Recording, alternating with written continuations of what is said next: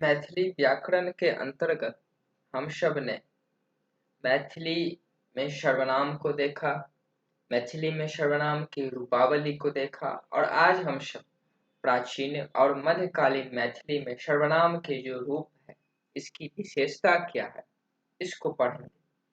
तो आइए इस मैथिली व्याकरण के तीसरे टॉपिक को हम सब देखते हैं कि इसमें क्या सब है।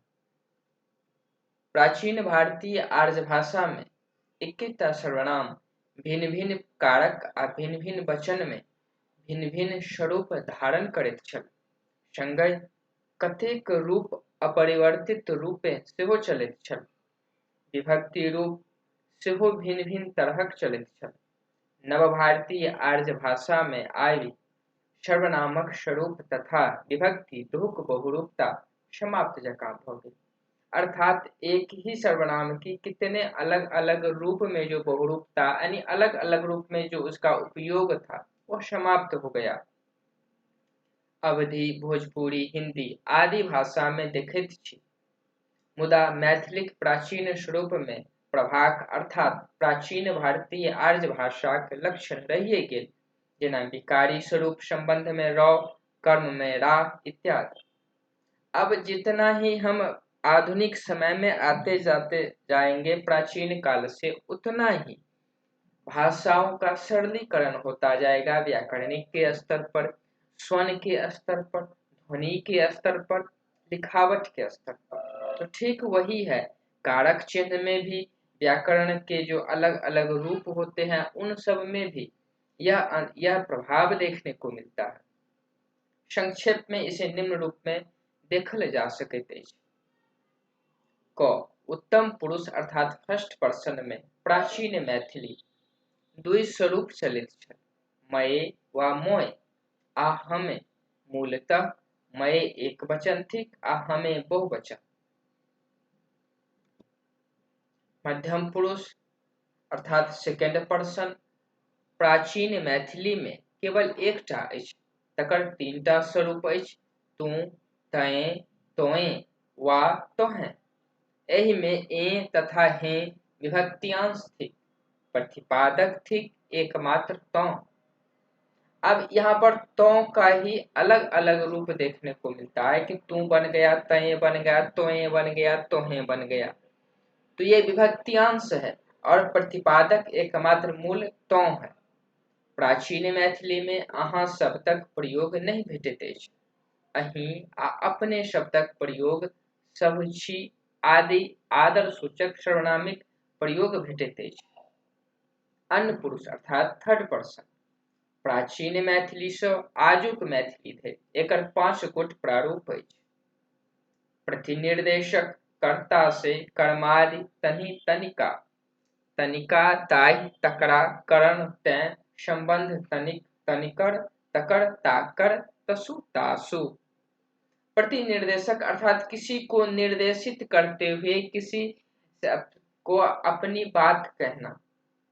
तो इसमें से, तनि तिनका, ताहि तकरा, तकर तसु तासु इत्यादि का मैथिली में उपयोग होता है। प्रतिनिर्देशिक अर्थात कुछ वस्तु या कोई व्यक्ति नजदीक में है, उसको निर्देशित करके किसी थर्ड पर्सन को समझाना, बताना, कोई भी बात बताना। और दूर निर्देशक अर्थात जो यहाँ पर उपस्थित नहीं है लेकिन उनकी चर्चा करके हम किसी सेकंड पर्सन को समझा रहे हैं। जैसे कर्ता में ओ, कर्मादि में हुनी हुनका। ऐसे ओ अर्थात किसी के बारे में बात कर रहे हैं कि ओ ऐसे हैं, अर्थात वो कैसे हैं, अगर किसी के बारे में, तो ऐसे उपयोग होता है मैथिली में। हुनी हुनका, ओहि। अब हुनी हुनका आदरार्थक में हो गया, ओहि ओकरा ये अनादरार्थक में उपयोग हो गया। संबंध में हुनका, हुनकर, ओकरा। निकट निर्देशक में अर्थात कोई नजदीक में हो और उनसे बात करके ई। कर्मादि में हिनी, हिनका, एहि, एकर। करण में ए और संबंध में हिनक, हिनकर, एकर। तो कर्ता, कर्म, संबंध, अधिकरण, यह सब हम व्याकरण के स्तर पर देखे हैं। तो उसी आधार पर कि ये शब्द का अंतर अलग अलग होता है। जब हम निकट निर्देश को निर्देशित करते हुए किसी को कुछ बात करते हैं, वार्तालाप करते हैं, सेंटेंस का निर्माण करते हैं, तो और जब दूर निर्देशक होता है तो उसमें क्या उपयोग करते हैं, कर्ता में, कर्मादि में और संबंध में। तो यही 3 स्तर पर हम इसे बांट करके देख रहे हैं। संयोजक कर्ता में, जे कर्मादि में जनि जनिका जाहि जकरा, करण में जे संबंध में जनिका, जनिकर जकर जाक जाकर जसु जसु। तो अन्य पुरुष में 5 हमने देखा कि प्रतिनिर्देशक के आधार पर कर्ता, कर्मादि और करण में, संबंध में किस तरह से अलग अलग उपयोग होता है। प्रतिनिर्देशक, दूर निर्देशक, निकट निर्देशक, संयोजक। प्रश्नवाचक कर्ता में के, की, कर्मादि में काहि, कनिका, ककरा, संबंध में ककर, कनिक, कनिकर। तो अब हम सब ये प्रश्नवाचक देख लिए, उत्तम पुरुष देख लिए, मध्यम पुरुष देख लिए, अन्य पुरुष देख लिए, और अब हम सब निजवाचक सर्वनाम अर्थात पर्सनल प्रोनाउन। प्राचीन मैथिली में एकर एकमात्र रूप अपन भेटैत अछि। एकर अतिरिक्त प्राचीन मैथिली में किछु सर्वनामिक शब्द जे खूब चलैत छल से वर्तमान मैथिली में नहीं चलैत अछि। तकर उदाहरण देख सकैत छी। प्राचीन मैथिली और नवीन मैथिली। प्राचीन मैथिली में जसु तसु, तुअ केदौ, कतन, क के कोई। नवीन मैथिली में जसु के जकर, तसु के तकर, तुअ के तोहर, केदौ के केदन, कतन के कतेक और क के कियाक, के ओ। तो जो प्राचीन मैथिली में था उसको नवीन मैथिली में किस तरह से पर्सनल प्रोनाउन निजवाचक सर्वनाम बदलता है रूप इसका। प्राचीन मैथिली में हमार, तोहार, जाक, ताक, जबे, तबे, कबे। जो नवीन मैथिली में क्या हो गया, हमार का हमर, तोहार का तोहर, जाक का जकर, ताक का तकर, जबे का जखन, तबे का तखन, कबे का कखन। फिर प्राचीन मैथिली में जैसे, तैसे, कैसे, तुम्हें, मैं, काई, कौन पर। का नवीन मैथिली में किस तरह रूप बदल गया, जैसे का जेना, तैसे का तेना, कैसे का कोना, तुए का तौ, मैं का हम, काय का कियाक, आ कौन परि के कोना।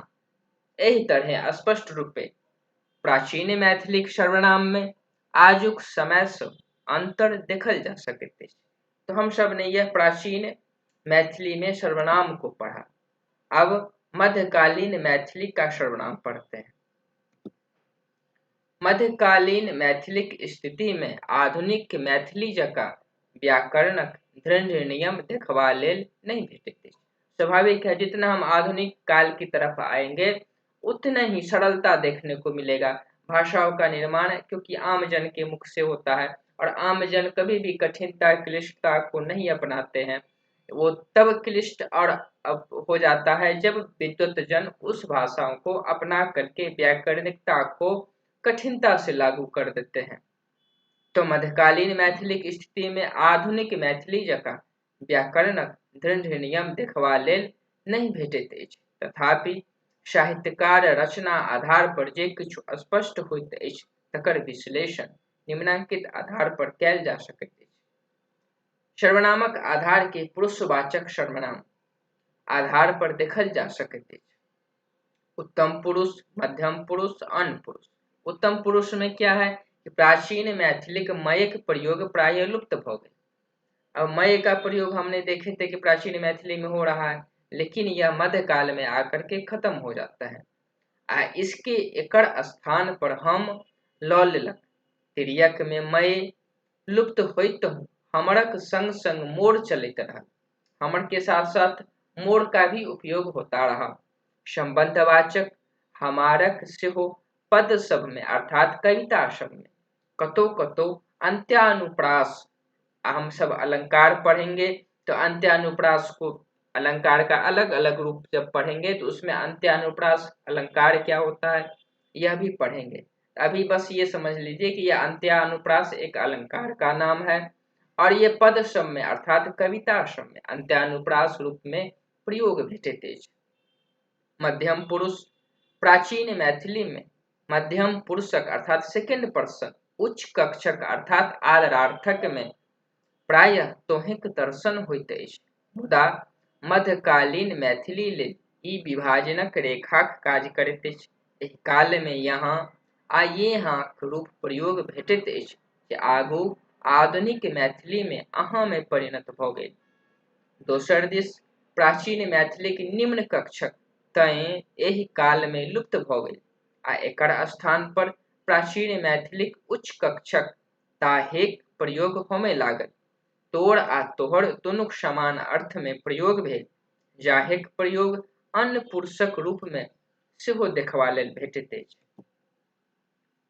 जाहेक प्रयोग अन्य पुरुषक रूप में सेहो देखबा लेल भेटैत अछि।